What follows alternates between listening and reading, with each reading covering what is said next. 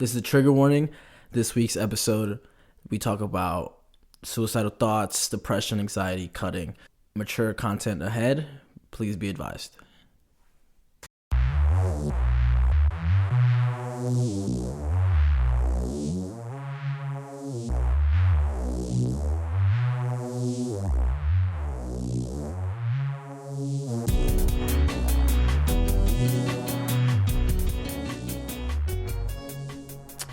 Welcome to Idle Talk. You interrupted me. I'm sorry. Just keep that in. Keep that in post. Welcome to Idle Talk. Today we have a guest, Krismarie. Introduce yourself. I said I was gonna do it. Okay. What? Oh, I'm Krismarie. Thanks for having me, guys. What's your favorite color? Pink and black. What's your sign? Gemini. Favorite YouTube channel? Corey Kenshin. Oh, what do they do? Corey X Kenshin. He's a gamer. Oh, cool. Okay, cool. Today's episode. Flip the switch. Pull the switch. Flip the switch. Oh, bro, I can't ad lib. Like you ad lib during mine, and I stay the course. And you. Today's episode is about anxiety, depression, and its correlation of how it's integrating within our culture and how much is being spoken into the world. Mm-hmm. So, you brought up the topic, yeah. Kris. Yeah. What are your thoughts on it? Well, the reason why this topic really particularly interested me is because me personally, I found, well, even from a kid, I used to have like at 5 years old, I used to have panic attacks. I didn't realize that that's what that was until a teenager, and I had one again, but I used to have panic attacks about, death and morality. Yep, at 5. And I felt like when I started like discovering YouTube, getting on YouTube, like a huge amount of people started saying, I have anxiety, or I have depression, or I suffer with this. And I was like, wow, all of these people out of nowhere, just have anxiety and depression. And I found that strange. What? So you were having panic attacks at the age of 5, right? Yeah. About death? Yes. You were introduced to death by the age of 5? In what way? Well, for some reason, I have a very hyper awareness. Mm-hmm. And so being in church, when they talk about life and death, I completely understood what that was. Like, it wasn't like what is death? Does that mean they're sleeping forever? Like, I was like no, I know. Gone. Yeah. And so even when it resurfaced as an adult, it was like just the image of being in complete blackness and just thinking there was nothing and no one, and I'm just there eternally. That I know that in like a state of just like being there. Yeah. Okay. So I know that in the sense of Christianity and a bunch of other religions, like that's not what it is, but that's where my mind went as a kid. So that's what would cause panic attacks. And so when you got on YouTube, mm-hmm. you think it was just the fact that the world is now connected and now you are stumbling upon the same interests, quote unquote, as other people, or you just thought it was like, all of a sudden everybody is sad? Yeah, because I feel like it got to a point where they probably were genuinely feeling this anxiety and depression, but it came like now everyone's like, oh yeah, I have anxiety and depression too. And it's like the extreme of anxiety and depression, like the clinical diagnosis is way more extreme than just feeling anxious sometimes and feeling depressed sometimes.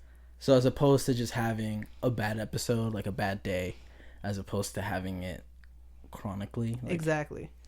So you felt it was more popular to just say you were depressed as people opposed were just jumping on the bandwagon. Exactly. Yeah, like they're like, trend. oh yeah, I feel sad. Well, that means I have depression too. And I'm like, does it really? So me and Fernando, we were talking about what is exactly like anxiety. Like, what would you define anxiety as? A state of constant panic, questions, and uncertainty that overwhelms your mind. Does that come from a state of being hyper aware, like you were saying? Like being overly aware of things? An overthinker. Possibly. I mean, for me personally, it's whenever I'm not in control of a situation. Mm-hmm. So if I can't if I can't control the outcome of a situation, or if I can't if there's no way to determine the outcome, I get anxious. But me getting anxious is different from a state of anxiety. For me, a state of anxiety is there's nothing actually causing that to happen, and yet I'm still in that state consistently to the point where it's almost paralyzing. Like moving and acting feels like it's too much work. So you just feel frozen. Yeah, like a deer in headlights. Yep. So when do you feel that way? Like, do you wake up and you're like, I can't move because I'm overly anxious, or what does that look like for you in that? For me, in the past, it looked like actual panic attacks. I had one like when I was in high school. It was like just walking with a group of friends, and all of a sudden I just felt other. Like I just felt different. I felt like this is not like I don't know. I overthought the situation. I felt out of place. I felt like what was the point of it? And all of a sudden I just had I was panicking. I didn't know I was having a panic attack. And then actually recently, like leading up to this podcast, literally the past couple of days, I was like, dang, this is crazy. I feel like shit right now. I feel like I don't know how this day is going. Like the weekends are always full of anxiety for me because I don't know and I can't control it. Was this adding more stress to you? In the sense of it's something unknown to me. Mm-hmm. And I'm learning now to allow myself to just Are you calm chill. now? Define calm. I'm anxious, but I'm not, I don't feel like anxiety. Like if you I don't feel like I'm in a state of panic. I'm just like, okay, I hope this goes well. Pre-performance like jitters, like when you go on stage, like, oh, I'm nervous, but you're not really like like that, right? I think when we talk about anxiety, like I was speaking before, it's not something where you have an overwhelming sense of like, oh, I have this extra energy, but you have to have this sense of fear of the unknown and not knowing where that sense of fear is coming from. I don't think anxiety can be pinpointed to an exact specific thing, person, object. Exactly. It is just the unknown. And that's where you're constantly getting your anxiety from. There's been moments where I've had panic attacks, very few in between. But I've always known where it was coming from.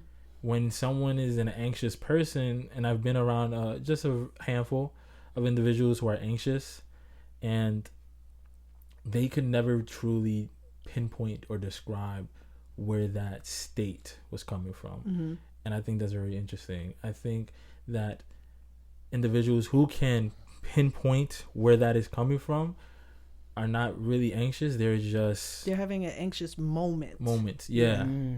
Something that they can fix, something that they can overcome. Yeah. Because you can't overcome the unknown. It is unknown.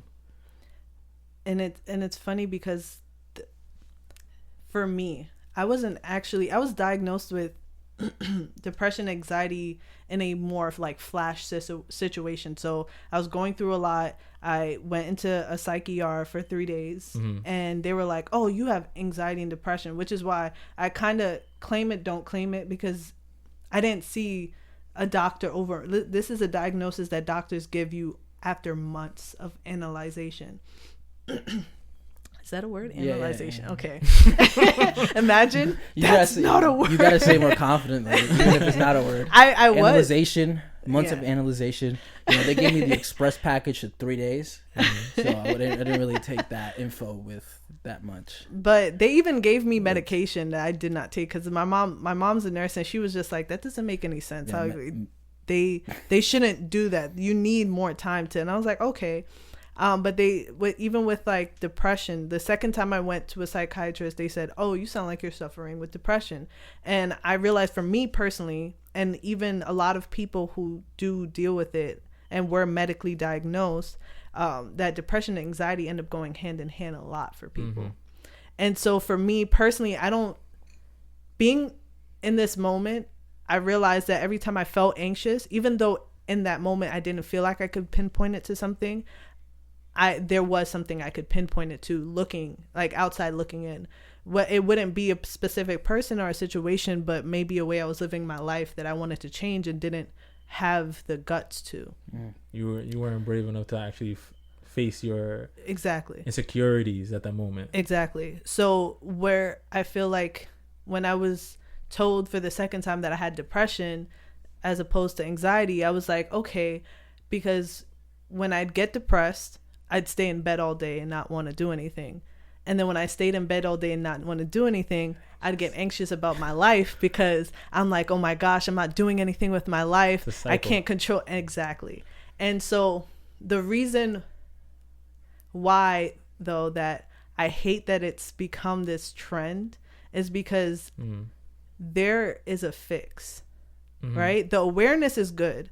But the problem is people are too like, and now I started taking medication and everything's great. And I'm like, okay, but what about the self-work? Yeah. To not be dependent on medication. Yeah. Because I stopped seeing a psychiatrist. Nobody's actually prescribed me medication outside of that one moment. I don't see one regularly now. The most I do for my mental health is I pray, I read my Bible, I go to church, and I actually sit down and talk to myself. Yeah. Do you think that's How good? often do you talk to yourself? I don't talk to myself in a weird like, hey, Krismarie, how's it going? Everything's good, Krismarie. But it's more of like, I ask myself questions like, why? Like, why did you find this moment to be an anxious moment? I journal. I try to do stuff. I'm not perfect at it because I'll be like, nah, I want to fucking go to sleep. Fuck this journaling. Fuck this. And I'll go to sleep and I'll wake up the next morning like, damn, I should have done that shit. Like, you shouldn't have skipped. You should have stayed consistent. Yeah. Is journaling part of your like a routine for you? Is it part of it or? Journaling itself, no, I'm trying to make it be because it's helped when I do. Like even feeling anxious to come here, I wrote it down. I wrote down why. And I was like, and it, even though it still felt prevalent throughout the day, it didn't feel like as heavy. Journaling is a self-soothing way of getting over things. Like when I write in my own journal, the things that I usually have in it. When I go to the gym, I write down what I've done so I can have a consistent graph of how I've progressed.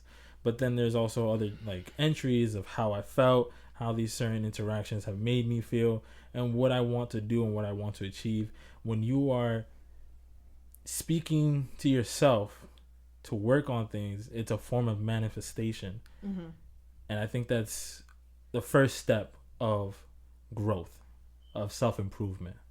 Have you ever had a state of anxiety, Fernando? Okay, let's diagnose my state of anxiety because I feel like I'm playing chess like every so often, like especially when I don't know like situations I'm gonna get into. So especially in stressful situations where I'm going to a new place, don't know anybody there, right? Let's say I'm with somebody or I'm by myself, and it's like, all right, this is one of the 80,000 things that could happen, right?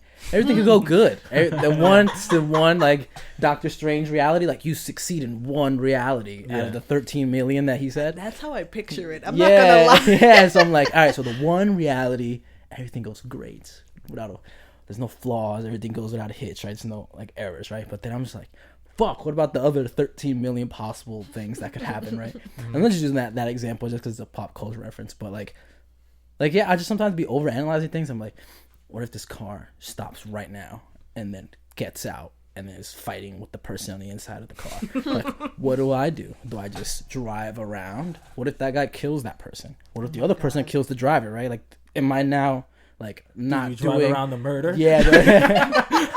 or do I like step in? What if I get murdered by the one guy or the other guy? What if they both murder me? What if they see that I saw the murder and it was like, yo, it's now you? It's a problem, right? And like, what if there's somebody in the car with me? Does that now change my course of action? What if it's my mom, definitely driving around? I'm not getting into nothing crazy, right?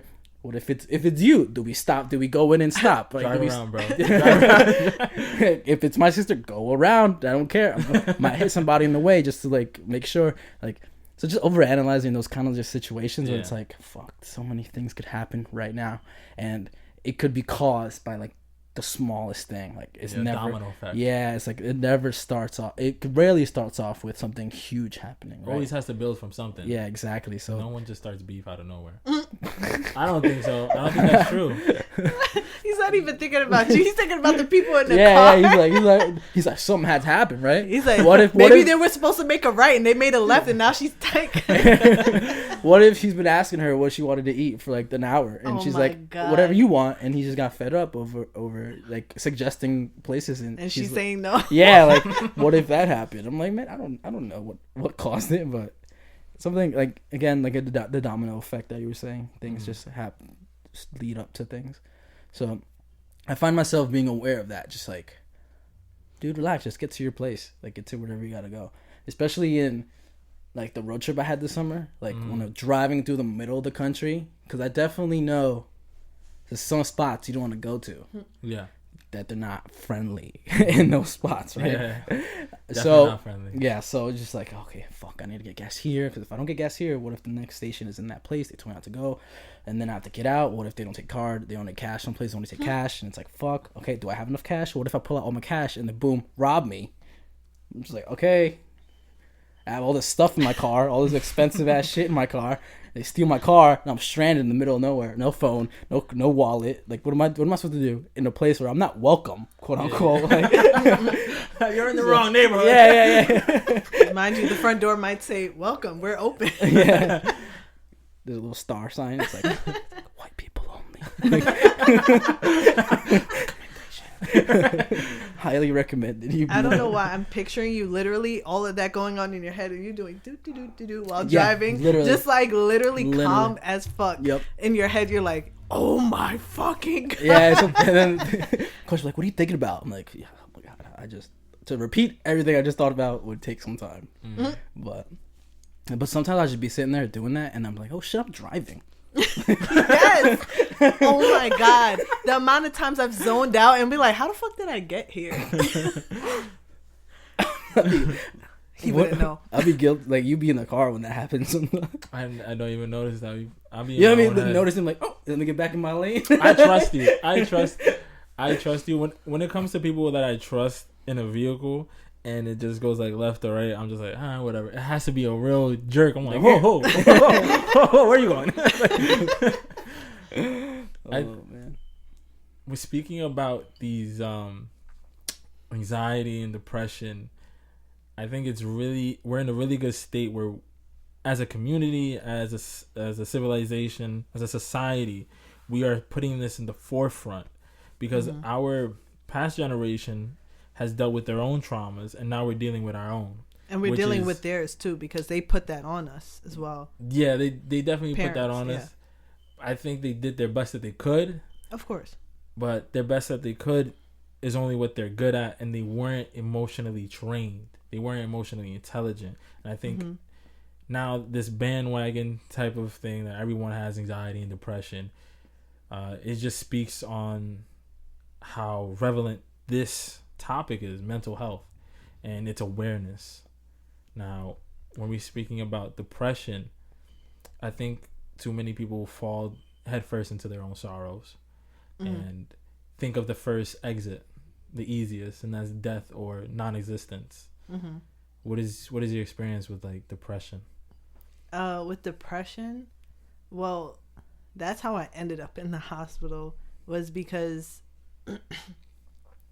I was in this constant state of I didn't think I was good enough. So no matter how much people said I was, no matter how much people would try to convince me, I just felt like I wasn't doing enough, especially because growing up I feel like a lot of people grow up in this household, but like in my household, like, so my parents are Jamaican.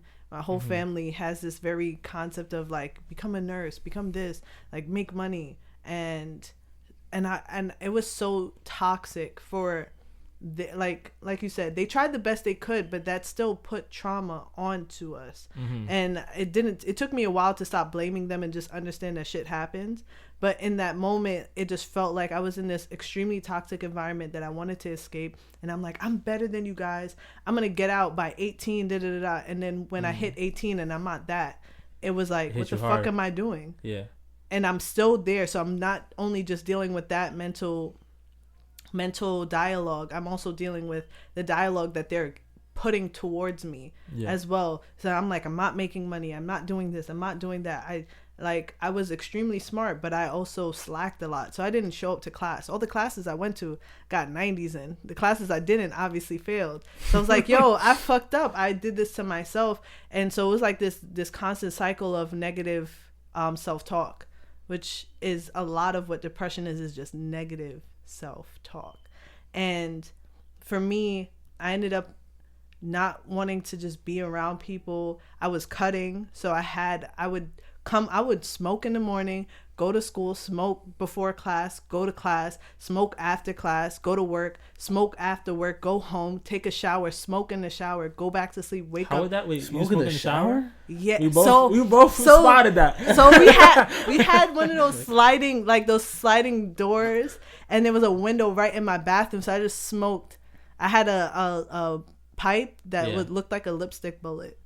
Okay. So I just smoked from that. Blow it out the window. The neighbors smoke, so it was like, oh, we smoke weed. I would take essential oils, pour it everywhere in the bathroom, making sure it just like all you smelled was the fragrance of the essential oils. Yeah.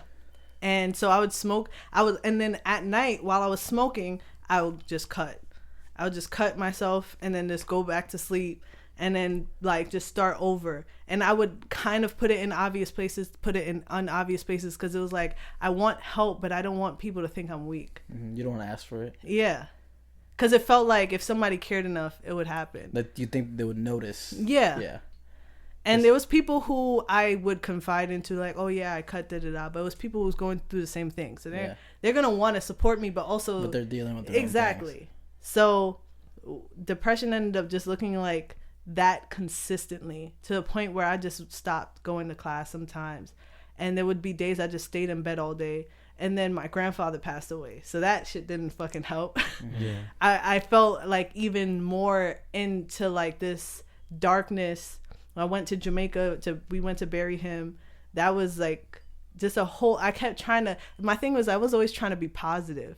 Like I feel like I was always trying to tell myself, no, there's hope, there's more to this. Even though I felt like I don't even want to be here right now. Like, just take me now. Like, I have journal entries be like, just take me. Like, and then I was like, but God, I don't want to die. Because again, I had anxiety as a kid about death. So do I really want to die? Because I'm already afraid of that. And then it got to a point where I was just like, yo, I need help. Like, and this is my journey. Because some people with that depression, they don't want to seek help for some reason. Like and that's something I can't personally understand. And I was like, really? Yeah. What? You don't understand that? That's surprising. About wanting to seek help? Yeah, because if so far in that story, it felt like you weren't. No, I can understand why people feel like some type of way, but I was like, there has to be, I didn't want my life to just be a suicide story. And I feel like some people, like, that's why I think it's dangerous that this is being romanticized.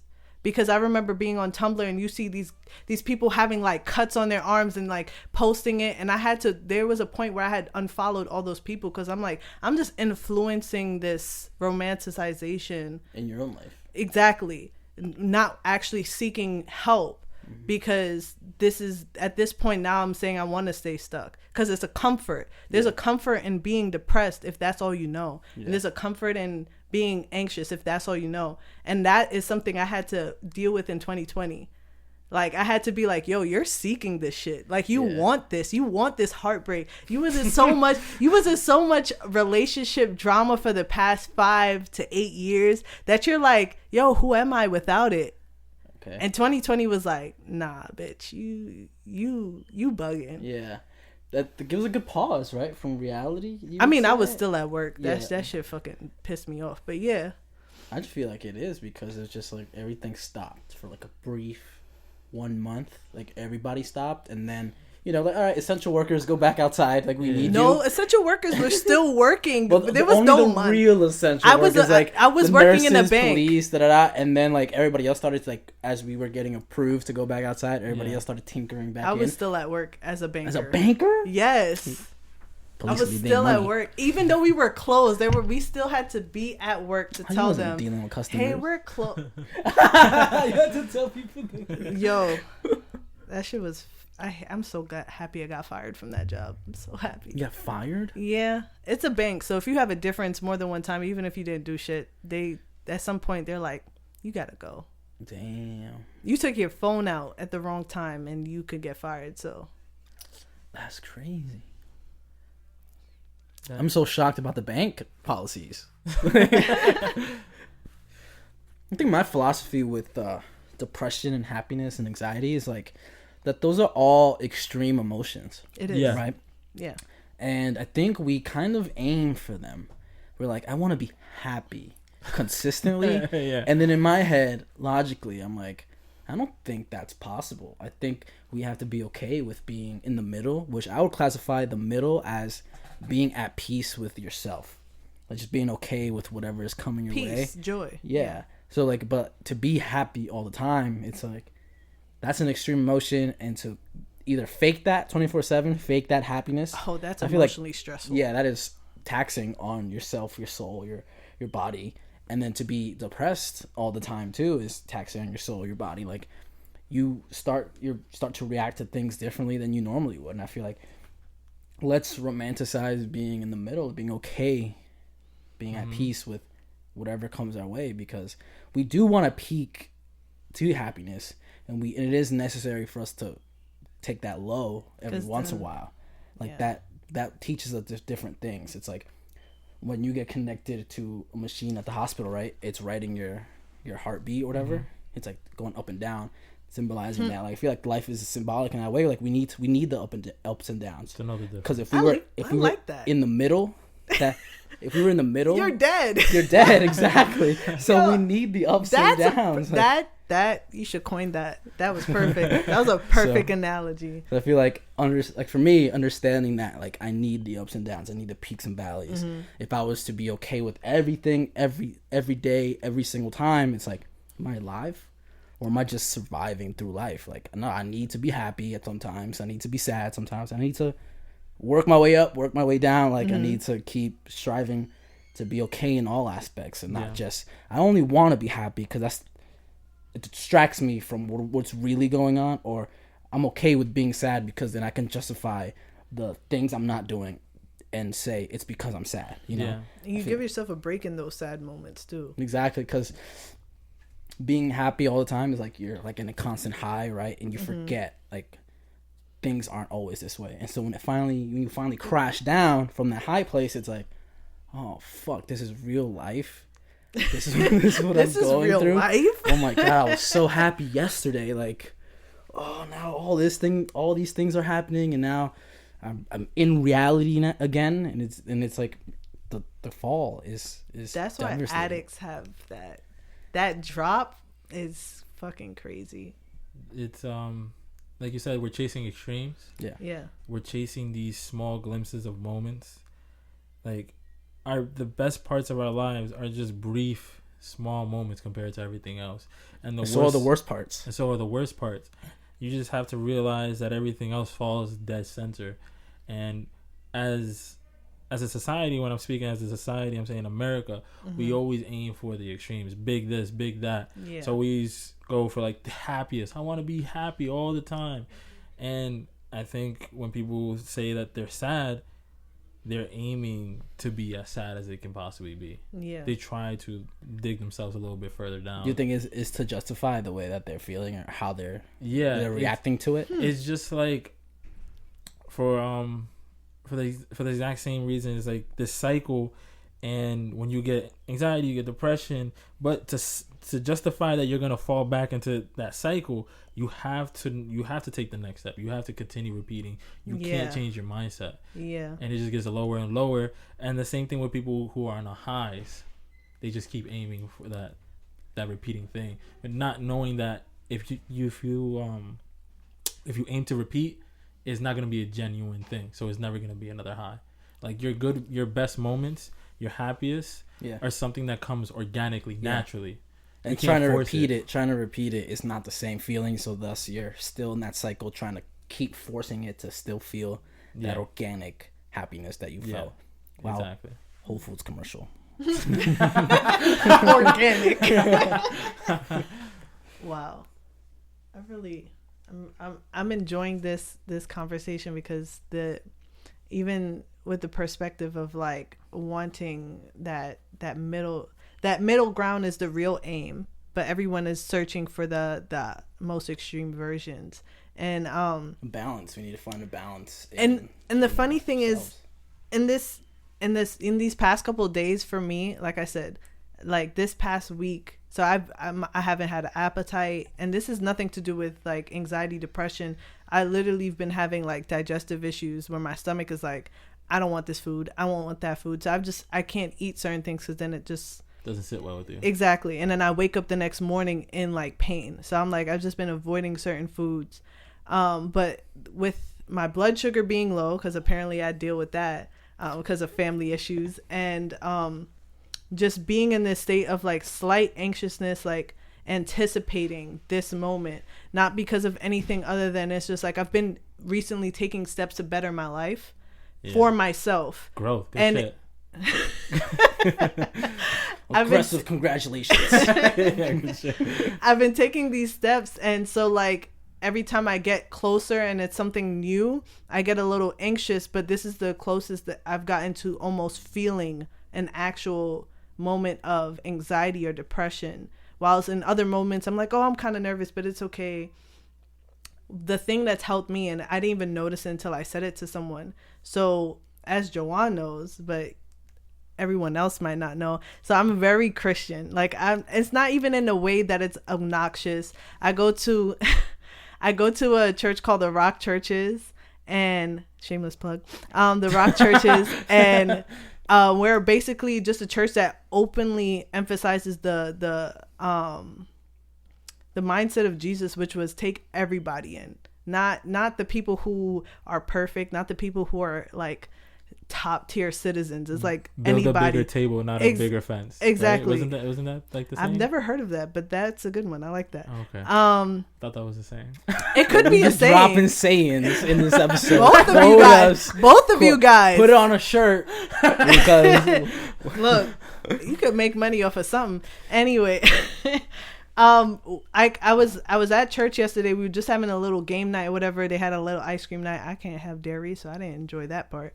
But I was there. I was saying to someone, I was like, yeah, I'm in this place where mentally, like, I'm not okay, but like, I know everything will be okay. So for me personally, my journey with depression and anxiety has been just understanding, like, and this might get a little bit spiritual, but look, if people can burn sage and do all of that and read tarot cards, like I could talk about the Holy Spirit, because I don't know why people going around the room burning sage like, oh, I could tell you cleansing. Your future. Okay, and who decided that's how they cleanse. That's how they who decided on anything really. Exactly. So like, that is my point. So like for me, it was like if I strengthened my relationship with God and with Jesus throughout 2020, and it was more of like I know everything will be okay. So when I had those moments when I'm thinking like, yo, right now I could swerve into this lane just trying to move, and somebody crash into me because they were in my blind spot, and if I crash, am I gonna die, or is the person gonna die? If they die, now do I have to pay that insurance? Oh shit, do I got the money to fucking, like, when those thoughts happens, I was like, you know what, whatever happens. Jesus, take the wheel. No, but for real though, like I really been going through this week happy and sad all at the same time. I've been at peace. Isn't that just like being alive? That middle. Yeah, the middle. But that's the thing. That's what I'm saying. Some people, like for me, finding that middle and enjoying that middle, regardless of being, and I have not been an extreme happy, and I have not been an extreme sad, but I've been in that middle state, and I can actually find peace in that. Some people are in that state and they feel like that they automatically go down, or they automatically try to do that thing where they're like, oh, I'm gonna make my life exciting so that they could be happy. They kind of force it. Yeah, I think we need to, as an experiment, just go get some tarot card readings done. I'm not doing that shit. I feel like that. Why not? Why not? Yeah, I'm not doing that. Why? That open. I feel like it'd be a nice experiment. I understand why. I understand. Open-minded, just to try, you know. It's not anything, and the thing is, it's not that those things when done correctly by the right person, aren't real. It's just that me being where I am, I know I don't want to open the gate into certain things. Like, no, I'm sorry. I was like, is that my phone vibrating? I was like, I could have swore I put it on mute. Yeah, I just, me personally, like, it's like if you're an alcoholic, you're not gonna go to the club and drink alcohol or be around people drinking alcohol. Like what you just did. You fucking bastard. What he did? You said alcohol. He's like, fucking bastard. Turned his head at me. You're not an alcoholic. No, I'm not even close. But he has this running on. Getting joke. there. I'm the closest thing to an alcoholic in this group, and I would assume so. Oh, by the way. What? You want another shot? Yes. 3 fingers? She wants a refill. No, you could do 1 or 2. It's basically the same shit. No, it's not. 1 or 2, not 1 and 2. Okay, so what you were saying? You're so against tarot card reading. No, I'm not against it. I so don't want to close-minded. No. Just hate them, right? That's the vibe I'm getting. You're an instigator, aren't you? He said that's why you trying to tell Joan that he's a alcoholic. Yeah, he's just trying to get at me. Here you go. It was subtle though. It wasn't like a. I know, but I got it. No, I saw it, and I was just like, that couldn't be what I thought because Joan's not an alcoholic. Yet. Yeah. Who knows? You know. I rebuke Highs that. and lows. I mean, but that's the same thing. Is someone an alcoholic because they have moments where they black out, but then they don't drink anymore, or is it something that's consistent? So that's the same thing with anxiety and depression. If you have a moment of depression, like deep depression, does that mean you're clinically depressed? Yeah. You could be diagnosed with labels on things. You just got to take it for what it is. But that's the problem. People don't know how to communicate without labels. It's hard because you cannot verbalize. Because the problem is clinically depressed, right? We broaden the experience, but you can't verbalize everybody. Someone's experience. That's the problem. Yeah, that's the problem too. But people want to understand, so the only way you can understand is with labels. Labels are necessary, but they should not be the end all be all. It's like a circle. So someone in 24 years of their life blacked out twice. Is that an alcoholic? No. Okay, cool. Okay. He's like asking for a friend. No, I've blacked out more. That's my anxiety. I'm trying to prevent it. I'm done. I'm thinking 5 steps ahead. That's why I used to get high. But then I had a really bad panic attack while high one time, actually. That's happened to me, but that... No, like... Really? Y'all be having panic attacks? So, yeah. Remember how I said I got a revisit of that memory of, death, that fear? Okay. Yeah. That would happen while I was high. Like, I had an edible, and I sat there. I was with my boyfriend at that time, and I was sitting there, and I was like, yeah, I want to be with him forever until we get old. And then all of a sudden, I was like, and then we die. Oh, shit, we die. We're gonna die. That shit just kept spiraling. I just said... We need to appreciate the present moment. We can't be thinking about the past or the future too much because then we forget where we are. Then we get anxious. Exactly. We need to appreciate stick the time we do have because we're eventually all just going to die. And like consume the moment. People are so stuck on I would say trying to capture it than just letting it flow. That's why the influencers are always the one talking about anxiety and depression because their life literally circles around capturing it. And that is what made me say, at first I thought they were all faking it. Not faking it in the sense of they never felt it, but I'm like, is that to that extreme? Is that what you felt? But it is because they had to do that for their life. But the problem was their job is showcasing their life, so their highlights. So now when living is a job as opposed to just living, now all of a sudden there's this pressure to make it seem better than what it is. And then when you're at that peak, your peak happiness, and then you crash all the way down, it's like, oh my God, well, the amazing thing is with that awareness, it allowed people to be more real.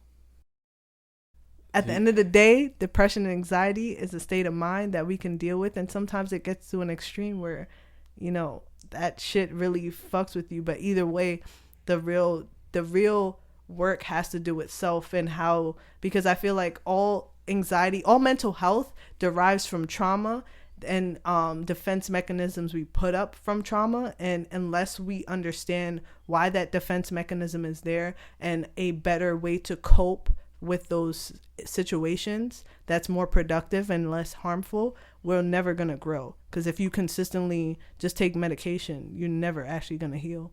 Yeah. What's your biggest advice you would give somebody suffering from either anxiety, depression, or like, know that even if it is a chemical imbalance, and I'm not a licensed professional, None of us in this room are licensed professionals. So understand that if you, like, I do not know the depths of your diagnosis, so therefore do not take what I'm saying with a grain of salt. Yeah, exactly. Take it with a grain of salt. But realistically, especially in my experiences and the experiences of others that I've known to have mental illnesses, is that if you do not really seek what is bothering you, if you don't really try to better yourself, if you don't actually try to have that self-work, you're never going to get anywhere. Medication is not going to fix you. You're going to end up needing more and more each day. You really have to want it for yourself. You really want to have to grow for yourself, and you really have to understand what caused the imbalance, because emotions are all chemical reactions. So if you have an imbalance, something caused it, something created it. If you have an extreme version of it, of course, you're going to need medication to help you wean yourself back, but it's not the end all be all. You will always get better. There's always a light on the other side, and there is always a relapse moment, and you will have the tools once you do the self-work where you want to relapse. You'll find yourself knowing how to deal with that. Let's normalize relapsing, because that definitely is. I learned that in health class. A normal thing to go through as you're trying to better yourself, because we're always gonna go back for a brief. It's comfort to who we used to be, because it's all we used to know. So let's normalize being okay that we can relapse, and that it's not the end of the world. Exactly. You don't relapse and be like, oh, I'm never gonna get better. It's like, no, okay, I relapsed. What did I learn to get out of this? Exactly. So what advice would you give yourself 10 years ago to the 10 years? Wait, how old? I was like, how old am I? How old are you now? 14-year-old me. 14. What would you give 14-year-old you advice on? Well, 14 going on 15. Just 14 years old. Nah, because I'm about to be 15 in like 2 months, so that's the difference. Well, 15. Wow, I'm about 25? To be 25. Just chill. Stop thinking so much about shit, and stop thinking that you have to impress others in order for your happiness. Because that's what I thought. I didn't have quote unquote friends growing up, like the ones that stayed, the one that sticked. And I thought that it was because I wasn't cool enough, or not cool enough. I didn't put myself out there enough. I wasn't engaging enough. And I didn't comply or compromise or submit enough to the will of others. And so I would just tell myself, like, bitch, fuck them. Become successful, because you're gonna want to have that penthouse at fucking 25, and look at you now, you still live with your fucking parents. Because you were afraid of something that was a minuscule moment in time. Wow, that's like I still enjoyed myself, because I had some good times. Yeah. But like, I'm looking at it now, I was like, I wish I had my own place. What would you give 10 years ago version of yourself advice on, John? 10 years ago? Yeah. Just keep moving forward. That's it. Just keep moving forward. Just keep it very simple. I think 10 years ago, I wasn't as wise, or I wasn't as... Imagine you were wise at 14 years old. I was just about to say that. 14-year-old you. Yeah. I'm so wise. Yeah, honestly, that is a thought teenagers would have, though. Like, yo, I'm so mature. I definitely thought that, so yes. Yeah, so I don't want to give this speech, or like this dialogue, this whatever, to my 14-year-old self that's not going to understand it, because the only reason I understand is because of the experiences that I went through. Yeah. So I'm just going to tell him to move forward. Yeah. Whatever is going on, don't stop. Just move forward. You know what I'll tell myself? Nothing. I'll just be looking from, I'm like, yo, that's me. You're yo, annoying. he about to get heartbroken He's right like, now. He about to get heartbroken. Oh shit! I know what's gonna happen. Pulls out my phone, just like, Nigga, let me get this on camera. Nigga got the popcorn. Like, oh, this is what happened. Oh, that's what I look like. Ooh. Oh yeah. So I would just be like, nah, he needs to learn on his own. Go do that. That's perfect. Cause at the end of the day, I wouldn't trade my experiences for anything. Because we need them. Yeah, we need them. Those are. I wouldn't have this mindset if I didn't go through what I went through. Part of our character arc, our development in our. I still wish I had my own place though. True. I believe you'll get there. Let's put it out there that you're gonna have your own place. Amen. I accept it. I receive it. So thank you for tuning in to this episode of Idle Talk. We had a guest. Very interesting conversation. Thank you for being here. Let's plug your social medias real quick. Follow me at, let's do this ASMR ASMR style. Follow me on Instagram at its.KRISMARIE and on Instagram. Wow, that was definitely Instagram. Sorry, I took the last of my shot and I was like, ooh, this is my limit. No, but seriously, follow me on Instagram at it's Krismarie, and so that's KRISMARIE, and then on Twitter at it's_Krismarie, because apparently it's.Krismarie was taken. I didn't know that was a common name. And follow my church at The Rock Church LI and The Rock Churches. We do talent shows.